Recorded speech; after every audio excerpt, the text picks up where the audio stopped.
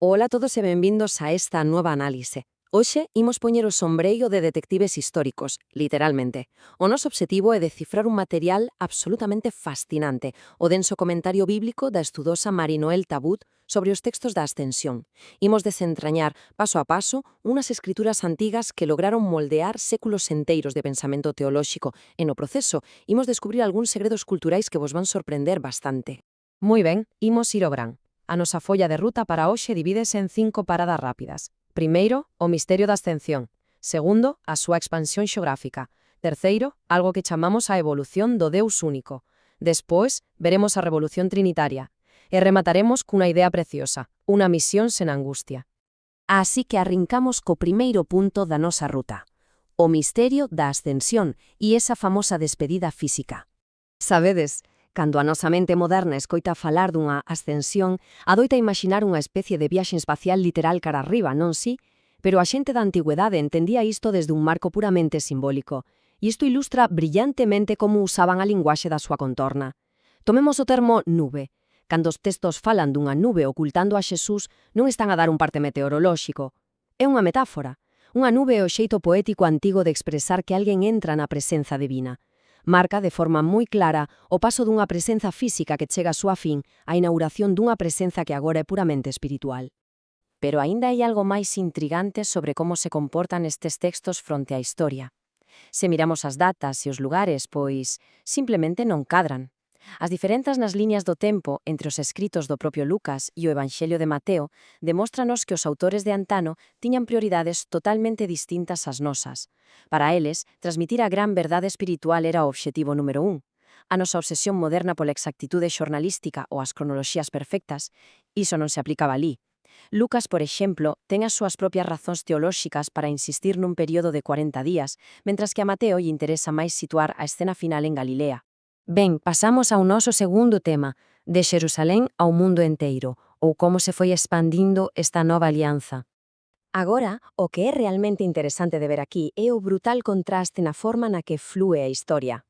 O Evanxello de Lucas é como unha caixa, ábrese e péixase de xeito moi riguroso nos límites de Xerusalén, o gran centro do mundo xudeu, non sae de aí.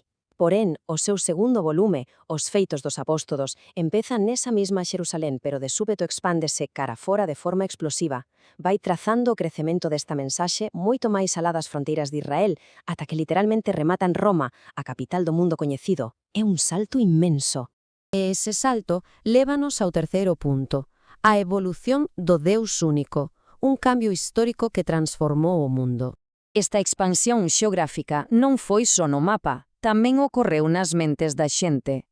A cronoloxía amósanos unha evolución abraiante no pensamento humano a través de 3 períodos clave arredor do famoso exilio a Babilonia. E, sendo honestos, decatarse de que as figuras bíblicas máis antigas non tiñan desde o principio unha concepción universal de Deus, adoita ser un xoque cultural enorme para calquera que os coite hoxe por primeira vez.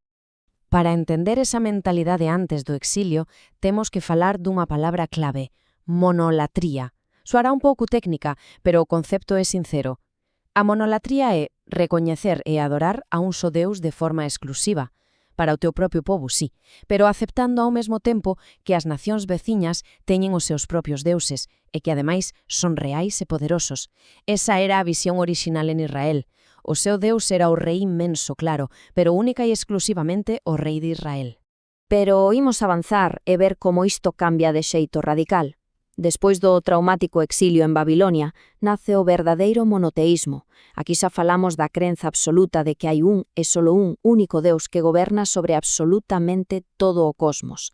É fascinante ver como foi nese duro crisol histórico onde a idea de Deus evolucionou, deixou de ser un gran soberano local protector para transformarse no rei e creador de toda a terra. Cuarto punto na nosa folla de ruta, a revolución trinitaria. Preparádevos porque este foi un verdadeiro terremoto teolóxico. Cando avanzamos no tempo ata o Novo Testamento, os seguidores de Xesús traen unas ideas tan novidosas que alteraron toda esa tradición monoteísta que acababa de asentarse. Si lemos a famosa oración de Paulo aos Efesios, vemos que lles pide aos crentes que abracen esta nova teoloxía, pero non a base de pura lóxica. O que lles pide é, literalmente, que iluminen os ollos do corazón. É dicir, Facía falta unha profunda disponibilidade interior, unha intuición especial para poder chegar a comprender o que Paulo chama unha herdanza de valor incalculable. Pero que era exactamente iso que requería tanta sabedoría interior? Pois ímolo ver na grande encomenda final do Evanxello de Mateo. E aquí está a frase que o cambiou todo. Ides e facedes discípulos, no nome do Pai, e do Fillo, e do Espírito Santo. Hoxe en día soa superhabitual, pero naquel momento, o uso desa frase exacta carecía de calquera tipo de precedente na mentalidade relixiosa da época. Así que o punto crucial, e que non podemos pasar por alto, é que decir isto non era unha inofensiva innovación poética, foi un acto tremendamente subversivo e perigoso. Desde unha visión histórica estricta, introducir o concepto da Trindade por eses tres nombres distintos ao mesmo nivel divino chocaba frontalmente co monoteísmo inflexible da súa sociedade. Para as autoridades daquel momento, eso era prácticamente unha herexía. Así que o brutal xoque cultural e a terrible persecución que sufriron aquelas primeiras comunidades foron unha consecuencia inevitable desta soa frase. E chegamos así ao noso quinto e último punto, unha misión sen angustia. Como xestionaron esta perigosa e inmensa encomenda ao longo do tempo? A pesar do perigo que acabamos de ver, a mensaxe de fondo non era de pánico. E aquí é fundamental fixarse no termo Emmanuel. É un concepto profético moi antigo que significa literalmente Deus connosco. O comentario de Tabut recalca que a promesa final da ascensión non é que a xente se quedase soa, abandonada a súa sorte, todo o contrario. Conectaba con esta bella profecía para decir que ían ter unha presenza constante ao seu carón. A idea xa máis foi entregarlles unha carga solitaria que os esmagara.